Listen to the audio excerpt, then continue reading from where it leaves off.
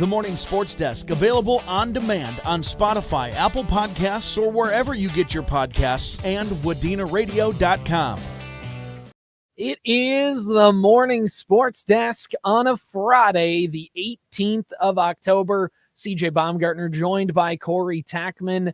And Corey had the day off yesterday, went to the Lynx game a couple nights ago. We won't talk about it. We'll preview the upcoming Lynx game. We already had Zeke talk about the game begrudgingly. We'll get to that in a second. But Corey, we're going to have a cow about something. We're going to have a cow about Sports Cow. It's back. For those of you who don't know, Sports Cow was a website that our own Kyle Gelsine took a lot of pride in keeping updated on a lot of sports happenings across the listening area, across central Minnesota. And it went defunct for a while, and we're reviving it in a bit of a different way. It's going to be a Facebook page right now. Go follow Sports Cow on Facebook. And what it is a way for all of the Hubbard Radio-Wadena stations that we have, whether it's the Superstation, whether it's KWAD or the Fan, just a way to centralize all of our sports content into one spot where you can find everything and get it going. I know it's just a Facebook page in a way, so it may seem like, why are you making such a big deal about this? But Corey, I'm excited to bring Sports Cow back. I really am. Yeah, it's going to be cool to have it. It's a great name, and I'm so happy that Kyle was like, yeah, absolutely, let's use that again. That was a lot of fun for him, and to have that like brand back in the building is really cool. And there's a lot of outlets, I'll use that word right now, that are kind of like diversifying how they get information out. And I'll use area schools as an example. There's a lot now of area schools that have their Facebook page and their information, and they have their school's activities and athletics page. And it can just all kind of get lost in the shuffle a little bit once you start overlapping picture day with MEA break, with quarter break, with parent-teacher conferences, with football games and volleyball games. Here's what's happening with the junior high. Here's what's happening at the varsity.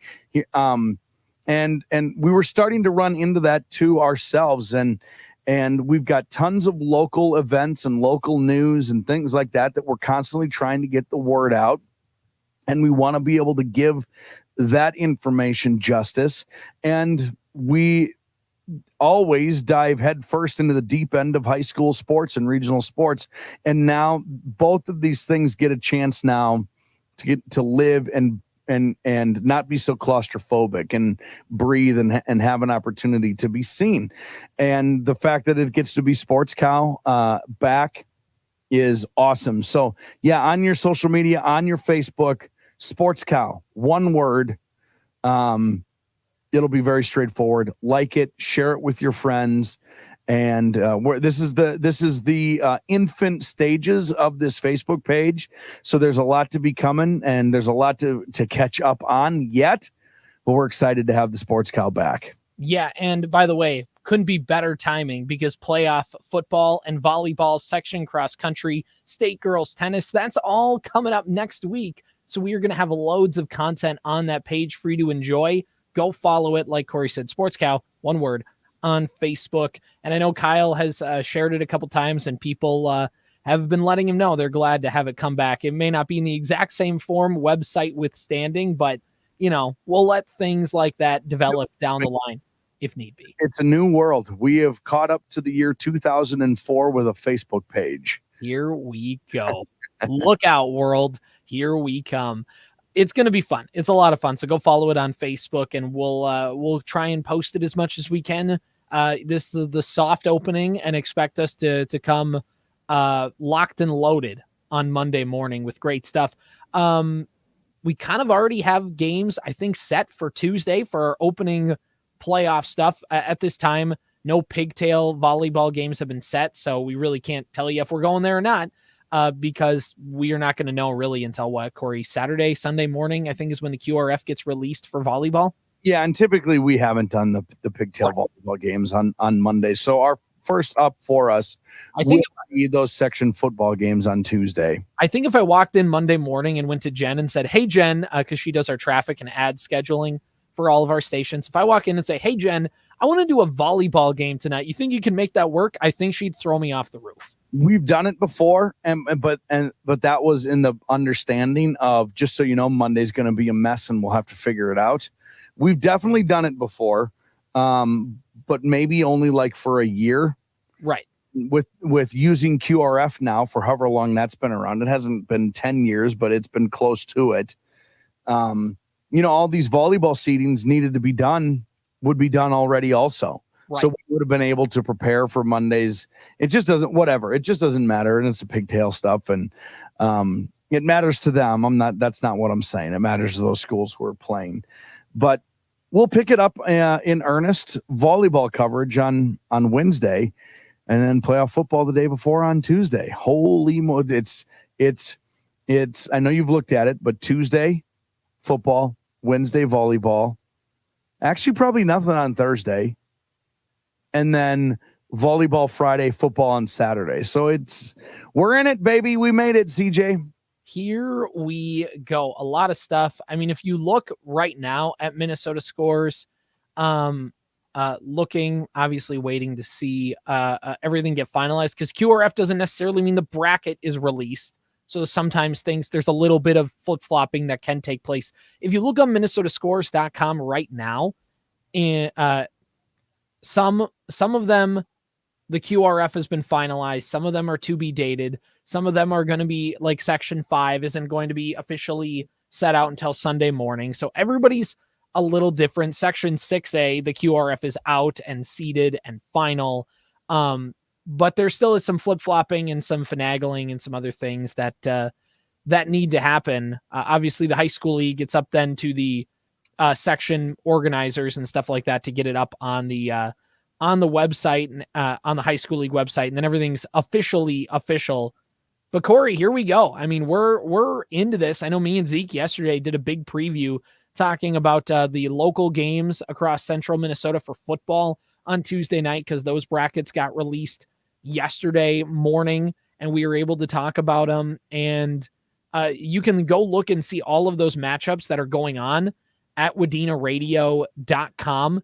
And we have, and eventually we'll get out on the Sports Cow Facebook page where you can go check out all of our great local sports content. Here we go. I mean, we are ready. Nothing on the high school league website yet, but by the end of the weekend, you'll know everything that you need to know. All right, Corey, we've been putting this off long enough. You went to the Lynx game. What the heck happened? What happened Wednesday night? I mean, nothing. I won't have much to add over what Zeke already talked about. They came out like gangbusters, and then in the second half, the defense for the Liberty got really good. The Lynx couldn't make anything, and the Liberty started making all the important shots that they needed to make. It was 19,500 plus people there. Yeah. The biggest Lynx crowd ever. The atmosphere was awesome. They are like every sporting event. I'm sure you felt this, no matter the professional sporting event, when you walk in and see them for the first time, or it's just been a while since you walk into the arena, whatever it is, and you see them for the first time and you're like, holy moly, they're just huge. Like, right. I went to couple Timberwolves games last year for the first time in a long, long time. And you just forget what 7 feet looks like in person. Even if you're a mile away, it doesn't matter. You see a 7-footer and you're just like, goodness gracious, that doesn't make sense. How is that even possible? And you get to see them run in person and jump in person and do all of these things in person. And as if you knew it anyway, but then you see it in real life and you're like, oh man, that's why they're special. Right. And the same is true in the WNBA. You walk in there and you're like, they're enormous. The Liberty's center, I can't remember her name right now for the life of me. She's as big as LeBron James. She's enormous. She stands out, would stand out in any department I've ever been in my entire life. She walked in our building, she'd be the biggest person in this building. She walked on any high school basketball. She's one of the biggest people in the WNBA. She's huge. Brianna Stewart is 6'4". She's 6'4". Remember Dan Terrar? She's taller than him. Like, right. And she's Kevin Durant. Like, no one should be that tall and that nimble and agile and athletic. And she can get every shot she wants. Yeah. It's incredible to watch. There was a block where, like, just on the help, all of a sudden they come flying in and swat the ball into the first row, and they move faster and smoother and more explosively than you will ever get from watching on TV. And I'm not saying that as a person who's like, it's the WNBA. I don't want it to come across like that. I mean, if you go to an NBA game and you haven't before, you're going to be blown away. It's the same thing. From what you see on TV to what you see in person is shocking. It's shocking. It was awesome. And then two things. I do have to throw up two things. One is, did Zeke talk about Lindsay Whalen?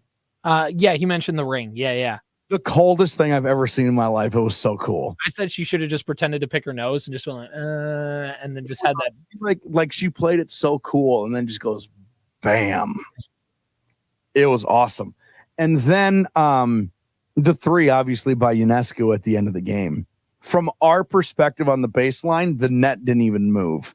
Mm-hmm. And plays it was clearly like, she just canned it. But from our perspective, we could barely even see the net move. And I didn't know if she airballed it or made it until I looked at her, and she's got, she's doing Jesus Christ Superstar down the other side of the floor. And you're like, oh my gosh.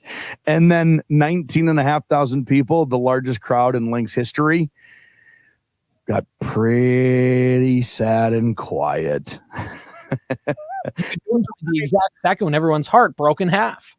Unbelievable shot, and she's awesome, and I have to hate her now for the rest of my life. She's right up there with Jamal Anderson and Sean Payton, and who else? Who do you want to pick? Whoever from the 98 Falcons. That's Jamal Anderson. Okay, yeah. That's the Dirty Bird.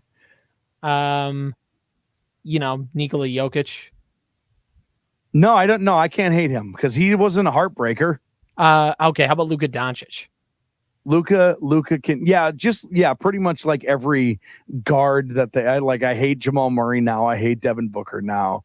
Doncic is on the list. Doncic didn't break my heart so much as he made the Timberwolves human for a while. Uh-huh. Like the heartbreakers. Doncic had the same kind of shot on that same end of the floor. Yes, true. That's a fair point. But that was in the Western Conference Finals, and this is the finals. And everybody knew he was going to make it. Yeah, that's fair. It's probably the best comparison, actually, because how can you not like Luka, and how can you not like Sabrina? Like, they're awesome. They're awesome players, and I am beholden by sports law to hate their guts for the rest of my life. They suck. Get them out of here. Get them out of here. The Lynx were not good in the paint on Wednesday night. If they're better in that, I got to imagine they're able to come away and win this one. There's a little bit of desperation with this Lynx team. Corey, what do they got to do to keep the season alive and send it to Game 5? Just make some shots, for crying out loud. Just make it I will say this is a credit to the Liberty.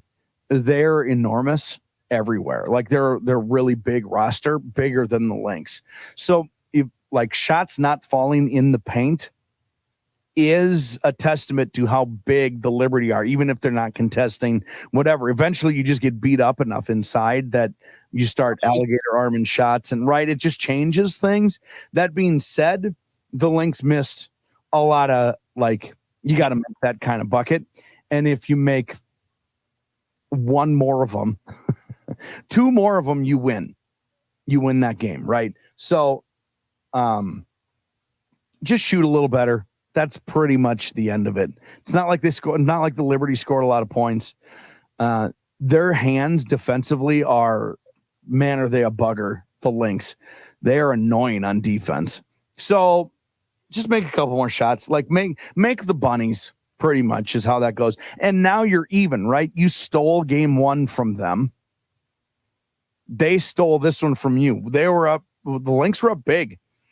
Like, okay, so now we're even. Now there's 2 games to go here.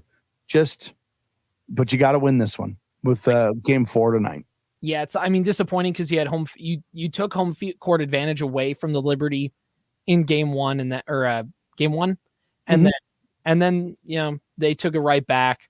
So it's a little disappointing, but also, just go win. You've proven you can win in their court. They've proven they can win in yours. Everything's even. Like, you figured out, just win. I don't know. You got Cheryl Reeve. You got a good roster. You got Nafisa Collier, who was just voted all WNBA first team this week. So there's no reason they can't go and win this game and go do it, I guess. It's pretty much just where I'm sitting at. Just go win. Just win. Just win, baby. Mm-hmm. Just win. All right. Let's talk a little Minnesota Vikings, and we'll wrap this up. But before we do, Corey, do need to mention the Pro Football Challenge brought to you by the Liquor Depot in Staples. Go sign up for your picks right now at WadenaRadio.com. Even if you haven't been playing along all season, you can still win weekly prizes for playing along with gift cards to the Liquor Depot in Staples. There is a grand prize, though, for those people that have been competing all season long. Towards the top of the leaderboard, Mark Johnson in first place with 63 points. John and Wade tied at second with 62. Jeremy and Paul tied at third with 61. And then you have a few people tied for fourth place. You have Steve and Kenny at 60 points. Brian and Ron at 5 with 59. It's pretty tight. It's been pretty good at the top of the leaderboard, Corey. There is a little margin for error for everybody up there at the top. If we look at the K106 leaderboard, there's maybe a little more margin for error. Zeke has been in first place pretty much all season long. He has 60 correct picks. Mike Melanich, our sales guy, coming out of nowhere in second place with 59 points. I'm somehow in third with 57. Kyle and the Liquor Depot are both at 55. And Corey, I hate to bring up a sore subject, but you're in fifth with 54 points. How you feeling? I'm the only one who didn't get the Thursday Night Football game correct. Yeah. You forgot. Did you forget that the Saints were starting Spencer Rattler? It's Thursday Night Football. Both of those teams are not very good. No, but I didn't forget anything. I used, I think, correct logic in picking the home team when 2 teams are not very good. Right. Thursday Night Football games. This is the actual. People talk about Thursday Night Football games. This is what they're meant to be. They're meant to be a not great team versus a not great team with a second string quarterback. Like, remember when Thursday Night Football every single year, like clockwork, in November, it'd be Titans versus Jags, because that's the only primetime games the NFL would allow them to have is ones on their own network. And it was like the mustard colored uniforms for Jacksonville, and the Titans had the color rush. And that's what Thursday Night Football to me is. It's just bad football with 2 not great teams that they stash away on Thursday night to force teams to watch them, but they're not going to let the networks get them. Now it's a little different because Amazon's paying for it, but that was a Thursday Night Football game. That's one of the most Thursday Night Football games to ever exist. And now the Broncos, by the way, who are not a good football team, and Bo Nix is clearly flawed as a player and gives me a little bit of Christian Ponder vibes. They're going to be 5-3 because they're playing Carolina next week. Because of course they will be. It's all dumb. It's all dumb. I'll give you a hint. It's analogous, I guess. When the Vikings don't play, I forget about fantasy football. Oh, 100%. NFL in general. And I had lost the previous 2 weeks in a row after setting lineups and doing all the things I'm supposed to do. Well, going into last week, the Vikings weren't playing. I forgot to do everything. I left a player out. I might have even been 2 players. I didn't move around. I had players coming back from buys that I didn't move back into the starting lineup. Whatever. I won. My fantasy football team won last week. Right? I had 2 players in last night's game, and I have a total of 6 points between these 2 players because one of them couldn't catch the ball. Fantasy football is stupid. And this picks thing is starting to make me angry in the same way, CJ. There's a certain part of me that just wants to say do better. Just do better. That's fine. That's the hard part. And I have to catch up. If I do everything the same as Zeke every single week, I will never catch up. Right. So now you have to gamble. So on these 50-50 games, I have to also be like, well, I think maybe other people are going to pick Denver in this one. But it's in New Orleans, so I'm going to pick New Orleans. I have to start picking, if it's a 51-49, I have to start picking the 49 percenters. Right. If it's a 60-40, I have to start picking the 40s. We're only in week 7 of the football season, but if I want to catch up, that's the only way to do it. Mm-hmm. I'm screwed. Either that or you pick the same as Zeke every week for like a month, and then you start But at that point, it's like going for 2 when you're down 14 and you score a touchdown to get it within 8. You go for 2 right away, so you know what you're up against the rest of the time, and that's pretty much what you're doing. You need to start gambling now. There's no point in drawing it out when there's less time to figure things out. I did not get into this to tie anyone. I came in it to either win it, or if you're going to be bad, be historically bad. And I am on pace right now to be pretty embarrassed. Go look at Corey's picks. Go make your own picks at WadenaRadio.com. Thanks to the Liquor Depot in Staples. And by the way, if there's an upset, I don't gain any ground on that one either. The only way I can win is to get these stupid New Orleans Saints versus Denver Broncos games right. Relying on the New Orleans Saints in the year of our Lord 2024. Not a good spot to be in. Screwed. It's over for me. Not good. Not good at all. All right.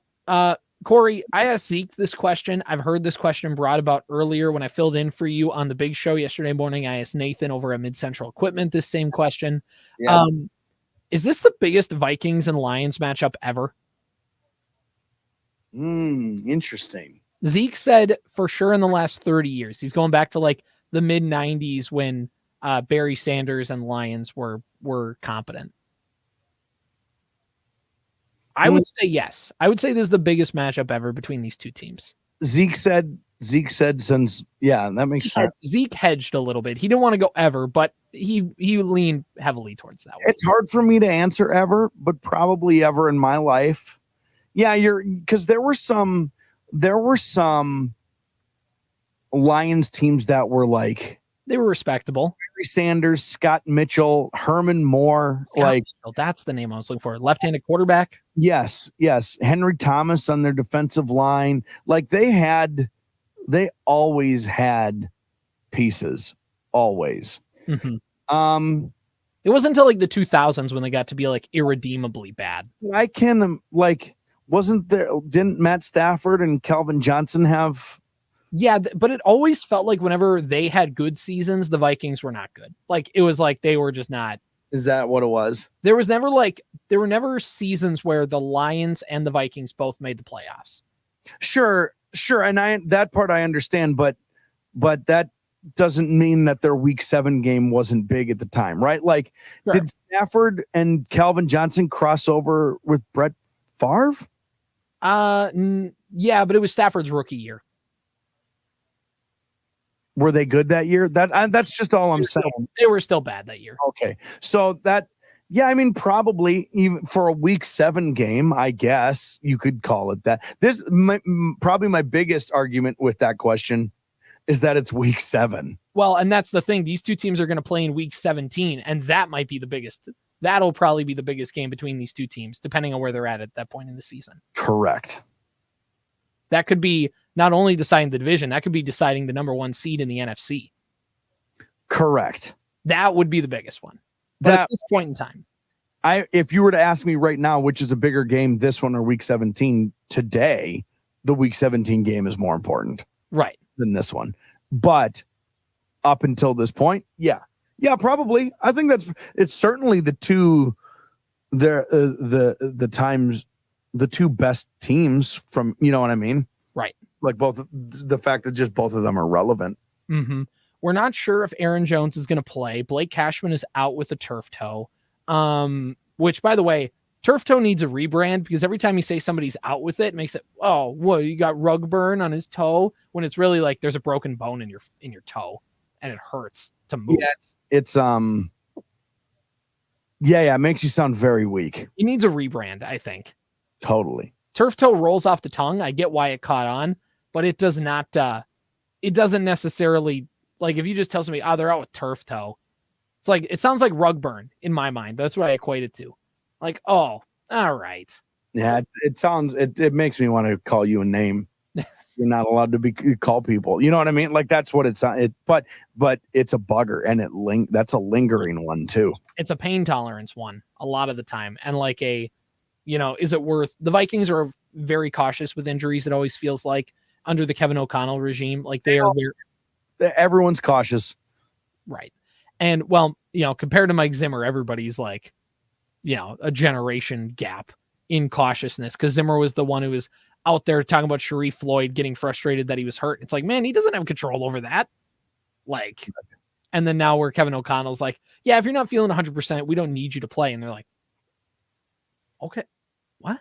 You're not, this is a trick? And yeah, so, but Aaron Jones, I think I'm leaning towards he's probably not going to play. But they did get Cam Akers, which isn't like a big move the needle thing, but it's certainly the fact that they got him in and he knows the playbook because he was here last year. I feel like he can get thrown in pretty quickly. I don't know. This is just going to be a heavyweight fight. And I think it's really going to be decided down in the trenches. The Vikings offensive line versus the Lions pass rush without Aiden Hutchinson, but also the Detroit Lions offensive line versus Brian Flores' blitz combinations. Brian Flores obviously knows how to generate pressure, but that Lions offensive line is so good. So it's do you blitz? They're the best offensive line in football. Do you blitz them and try and see if you can chip into them? Or do you go, fine, we're just going to play everybody everywhere and force you to read defenses and force you to read a zone? Like, is it we're not even going to bother with it and play into your strengths, so we're going to just let you have it with minimal pass rush? I don't think that's the case. I think you beat Jared Goff by pressuring him. Like every quarterback, their QBR is much worse when pressured, and Jared Goff makes very poor decisions when he is and very good decisions when he isn't. But I mean, this is a high school football answer. It's going to come down to who wins in the trenches. There's no reason why they don't approach this game and Jared Goff the same way they approached CJ Stroud. Right. Though it's not about the blitzing. It's about how you are disguising the blitzing, right? That's what makes this Brian Flores defense so special. It's not the amount that he's blitzing, and it is a lot, and it's higher than average. What isn't it, like top 2 or 3 or 5 or whatever the blitz rate is? It's very high, but it's not just about that. It's about confusing whoever needs to call the plays and execute the plays. And if you can confuse Jared Goff and who's the coordinator? Ben Johnson.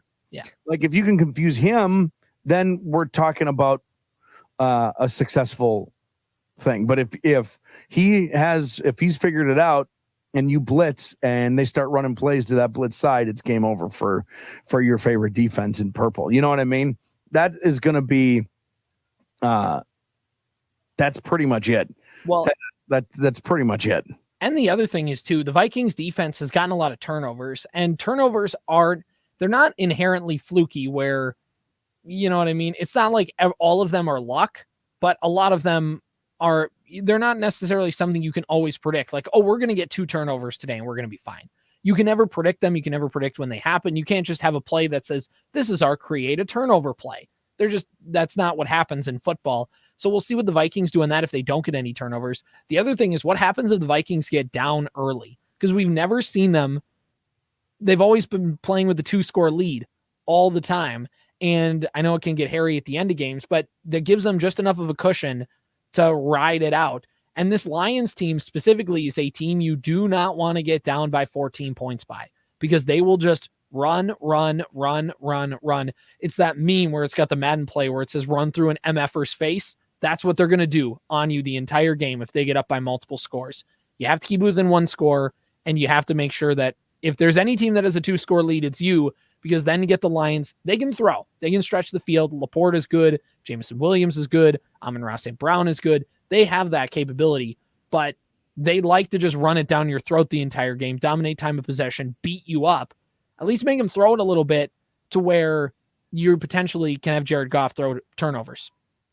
I think the thing that's the most unique about Detroit, and obviously I'm a Vikings fan and they're undefeated, and I think very highly of this Vikings team.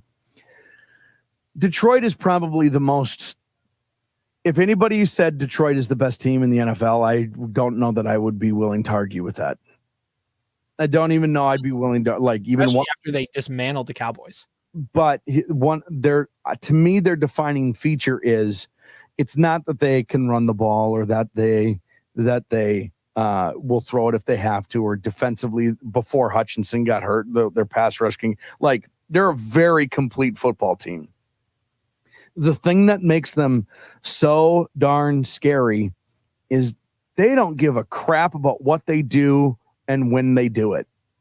If it's time for a fake punt and they're on the 13-yard line, they're going to run a fake punt. And they're going to probably execute it. If it's going to be a hook and ladder with Penei Sewell, they're going to do it.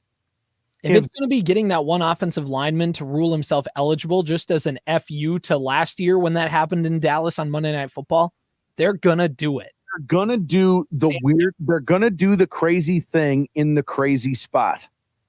There are crazy things in appropriate spots, and there are normal things in crazy spots. They're going to do the crazy thing in crazy spots, be it time on the clock, be it the yard line that they're on, probably both of those things along with the play call that they're going to go with. They're not going to, like, it's not like, oh, they're going to go for it on 4th and 13 when they're on the Vikings 27-yard line.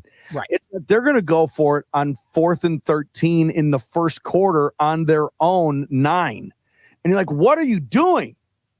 And it's worked for them for 3 straight years in a row. It's worked out for them.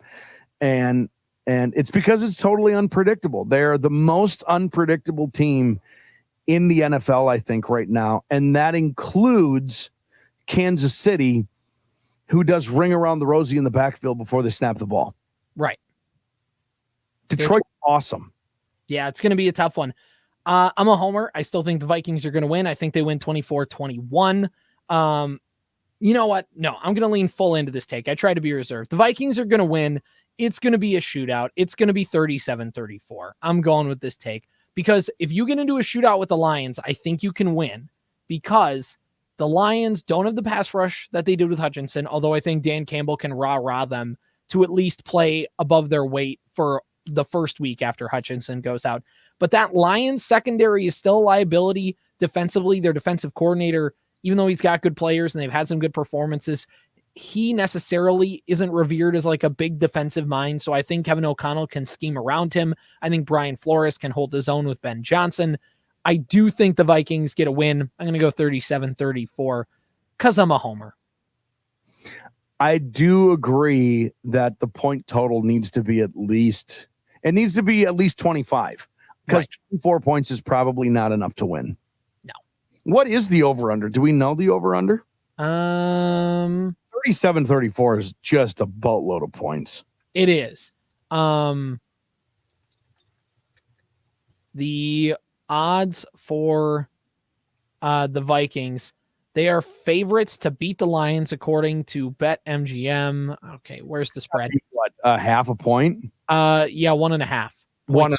Okay. Money line is over under is 50.5. Yeah, that's the right number. Yeah. So they're expecting it to be, like a 28-24 kind of game. That's amazing that we said you have to score at least 24 points is not enough. Boy, oh boy, were we correct on that when your over-under is 50.5. Right? All right, Corey. Do they win? Yes or no? Yeah. I think, I don't know, it's hard to not. They just beat the hell out of Dallas. Just beat the hell out of them. And it seems like they had a little something in store for them. You know what I mean? Right. That they were motivated that week. And they were off their bye week, if I'm not mistaken. So they were extra prepared for that Dallas team. The Vikings are I don't know. I don't think it's going to be the shootout you do. I actually kind of think it's potentially going to be kind of sloppy. Sure. Because of what the Vikings defense can do and because of what the Vikings offense can turn into. Mm-hmm. If you include all of last year. So it might be one of those, like, everybody gets geared up for it. I get leery of when the entire country is going to be like, I cannot wait for this Vikings-Lions game. This is going to be so fun. Those games usually end up being disappointing. Right. So it's going to be like a sloppy 27-23 kind of a game is my guess. And I don't know who wins. I think they both can win this game very easily. And they both can look like, not good football teams. Ooh, pick a side. I'll pick the Vikings. There we go. We go. But I don't feel compelled. You know what I mean? Yeah, no, there's not like a plant your flag kind of thing. Detroit's really good. I think the Vikings can win this game. I think the Vikings have a better chance of beating them at US Bank Stadium than they do Ford Field. So that's why I lean with the Vikings in this one. I would be surprised if Detroit does to the Vikings what they did to Dallas. Right. I'd be surprised if that happens. But if Detroit wins by 3 scores, are you going to walk out of there being like this? Are you going to think this Vikings team sucks? Or are you going to think, oh my gosh, Detroit's going to win the Super Bowl? I'm going to think that. Yeah, that's fair. I would probably lean that way too. One last thing, Corey, and then we're going to get out of here. Did you see this new feature Taco Bell is rolling out? Did you hear about this? No. So the Taco Bell app is doing this new promotion where it's called the Name Your Price tool on its mobile app. And if you don't have a ton of money, let's say you got $10 in your bank account, basically from anywhere from $5 to $25, excluding taxes, fees, tips, extras, whatever. You just put in how much money you have to spend, and they're going to randomize you a different menu combination that you could order within that budget. And if you don't like it, you just refresh your page and it comes up just with different combinations to try and say, like, I only got $10. And like, well, perfect. Here's how you can maximize those $10 with food. Interesting. Are you in? I love the idea. It's Taco Bell, right? Yeah. I'm just getting the quesadilla every single time. That's it. I am a go to a restaurant and try foods you've never had before in everywhere, in every instance in life, except at Taco Bell, where I'm getting the quesadilla, and that's it. So for me, I'll never use it. I will never use it because if I'm going to Taco Bell, I have enough money to get the chicken quesadilla and a Mountain Dew and maybe throw in a cheesy roll up for good measure. Just for good measure. Or no, you're not a nacho fry guy? Yeah, nacho fries are awesome. They're awesome. I don't get them. Fair. I get the chicken quesadilla that comes with the hard shell taco. Sometimes I throw in a cheesy roll up and I get a Mountain Dew. It's the only instant in life where I am this way. That's it. Ask me what I get at McDonald's, whatever I want whenever I get there, whatever looks good at the time. Where do I get if I go to Buford's Bar and Grill? I get whatever I want, whatever looks good on the menu when I'm looking at it. When I go to Taco Bell, I get the chicken quesadilla with a hard shell taco, maybe throw in a cheesy roll up with a Mountain Dew every single time. Every single time. So is the price name your price tool for me? It is not, because I'm getting the chicken quesadilla with a hard shell taco. Sometimes I'll throw in a cheesy roll up and a Mountain Dew. I'm too hungry. We got to end this thing right now. What do you CJ? Well, now I'm kind of hungry for a gordita wrapped inside a gordita wrapped inside yet another gordita. It doesn't exist, but it will. It will if I make it. If the Name Your Price tool can generate it, I'll buy it. I'm in on it. All right, this has been the Morning Sports Desk on a Friday, the 18th of October. See you Monday. The Morning Sports Desk, available on demand on Spotify, Apple Podcasts, or wherever you get your podcasts, and WadenaRadio.com.